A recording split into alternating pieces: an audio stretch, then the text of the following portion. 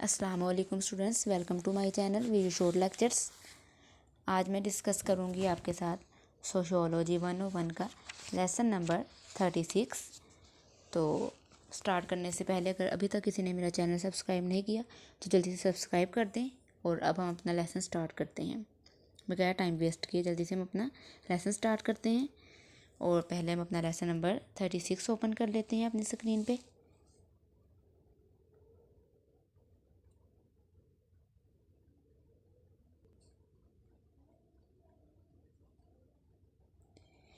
جی students, تو lesson number 36 ہمارا کیا ہے؟ Theory of population growth. جی بسم اللہ الرحمن الرحیم۔ آبادی کی ترقی کی تھیوری۔ اب اس لیسن میں ہمارے اوور ویوز کیا ہیں، ہمارا جائزہ کیا ہے اس لیسن میں؟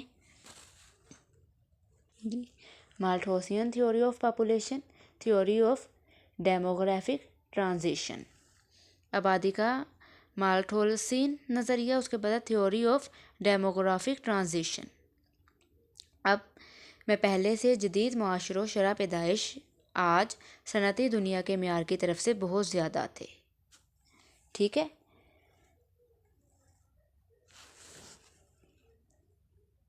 جو پہلے سے جدید معاشروں میں جو ہے شرح پیدائش آج کی جو صنعتی دنیا کے معیار کی طرف سے بہت زیادہ تھی، اس کے بہرحال جو ہے آپ کی 18 سینچری تک آبادی میں اضافہ کافی کم تھا، کیونکہ پیدائش اور اموات کے مابین جو ہے مجموعی توازن موجود تھا۔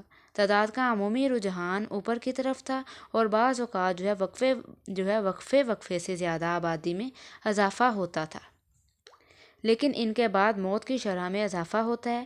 صنعتی عروج کے دور کے دوران بہت سے لوگوں نے ایک نئے دور کی امید کی، جس میں کمی ماضی کا رجحان ہوگی۔ یہ سمجھا جاتا تھا کہ جدید صنعت کی ترقی کثرت کا ایک نیا دور پیدا کرے گی، جس میں معیار زندگی بلند ہوگا۔ ان خیالات پر ایک پادری اور ایک ماہر معاشیات تھامس رابرٹ مالتھسن نے 1766 سے لے کر 1834 تک تنقید کی تھی، ٹھیک ہے اسٹوڈنٹس؟ اب اس میں یہی آپ کو بتایا گیا ہے کہ جو آبادی کی ترقی کی تھیوری، سارا کچھ وہ بتایا گیا ہے کہ کس طرح آبادی میں ترقی ہوئی، اور جو ہے مالتھوسین کا نظریہ اس کے بارے میں کیا ہے۔ اس کے بعد جو ہے آپ کو بتائیں گے ڈیموگرافک ٹرانزیشن اس میں کیا ہے۔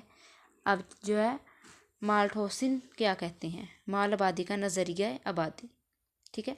اب جو ہے مالتھیسن نے جو ہے اصول آبادی پر ایک مضمون شائع کیا۔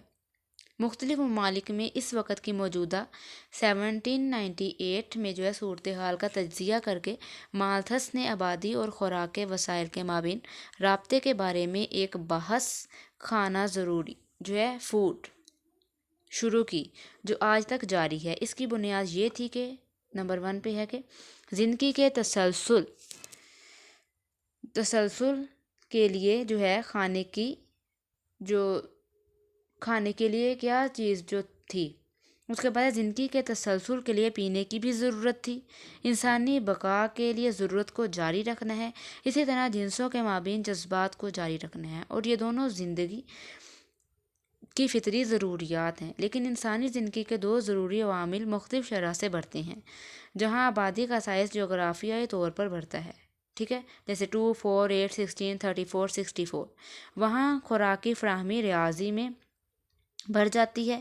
آبادی کا سائز لہذا آبادی کی حمایت کے لیے ضروری اشیاء خوردونوش کی حدود کے خلاف ہمیشہ زور دیتا ہے۔ اس کے بعد ہے مزید جو ہے زمین کاشت کے تحت خوراکی فراہمی میں اضافہ کی ایک حد ہے، لیکن اس کی بھی کوئی حد ہے۔ موجودہ شرح نمو کے ساتھ ہر سال جو ہے ہر 25 سال میں آبادی دوگنا ہونے کی توقع کی جا رہی تھی۔ اس طرح کے انسان کو آبادی کی نمو کو روکنے کے لیے آبادی کی اتنی زیادہ شرح اقدامات اپنانا چاہیے۔ اس کی رائے میں آبادی کے یہ چیک تھے، ٹھیک ہے، احتیاطی چیک اور مثبت جانچ پڑتال، preventive checks and positive checks. اس میں کیا ہے کہ روک تھام کی جانچ پڑتالوں میں مالتھس نے سفارش کی کہ دیر سے شادی کرنے کے لیے برہم کی پیروی کریں، جنسی اتحاد میں داخلے سے پرہیز کریں، جس کے نتیجے میں ٹھیک ہے، جس کے نتیجے میں بچہ پیدا ہوتا ہے۔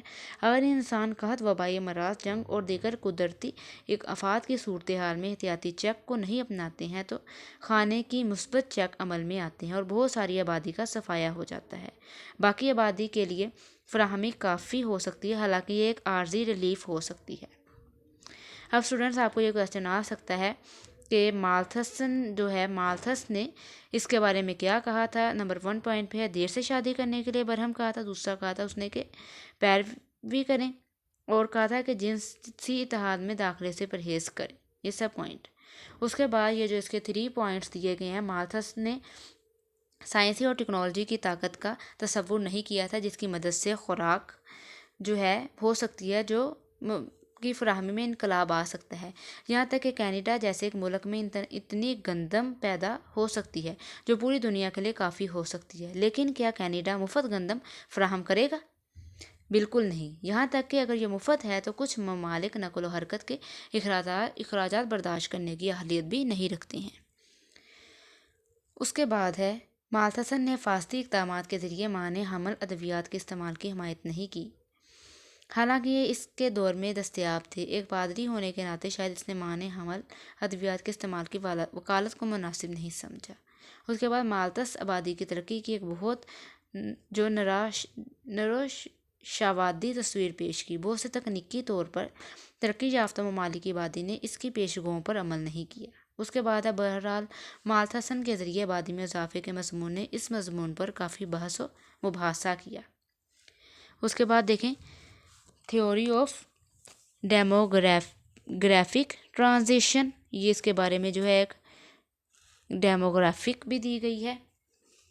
اب کیا ہے کہ آبادیاتی منتقلی کا نظریہ معاشرت کی شرح پیدائش اور اموات کی شرح کو معاشرے کی صنعتی سطح سے جوڑتا ہے۔ یہ وہ عمل ہے جس کے ذریعے معاشرے کی معیشت بنیادی طور پر زرعی اور دستکاری کے اڈے سے ایک بنیادی صنعتی اور بڑے پیمانے پر مینوفیکچرنگ اڈے میں منتقل ہو جاتی ہے۔ اب اعداد و شمار میں دیکھا گیا ہے کہ آبادیاتی منتقلی میں 4 مراحل ہے، ٹھیک ہے۔ Birth death rates, stage 1، stage 2، death rate, natural increase, birth rate اور سٹیج 4۔ یہ سارا جو ہے انہوں نے ایک ڈیموگرافی دی ہے۔ اب اس میں کیا بتایا کہ قبل صنعتی مرحلے ڈیورنگ دا قبل صنعتی مرحلے کے دوران اعلیٰ شرح پیدائش موت کی شرح سے متوازن ہے اور آبادی کا سائز کافی مستحکم ہے۔ آج دنیا کی کم سے کم صنعتی قومیں اسی آبادیاتی مراحل میں ہیں۔ مرحلہ 2 کے دوران بڑھتی ہوئی صنعتی کاری کے مرحلے کے دوران موت کی شرح بنیادی طور پر بہتر ہوئی، صفائی حفظانِ صحت اور طبی حالت کی وجہ سے گرتی ہے۔ اس کے بعد ہے روایتی اقدار کے مستقل اثر و رسوخ کی وجہ سے جو ہے شرح پیدائش کی شرح زیادہ ہے، کیونکہ بڑے خاندانوں کی حمایت جو ہے کی جا رہی ہے۔ بچوں کی شرح اموات زیادہ ہونے پر متعدد بچے پیدا ہونے سے کم ان میں سے کچھ کی بقا یقینی بنتی ہے۔ ٹھیک ہے اسٹوڈنٹس، یہ جو ہے پورا آپ خود ریڈ کر لیں۔ اس کے بعد یہاں سے دیکھیں the shift from high to love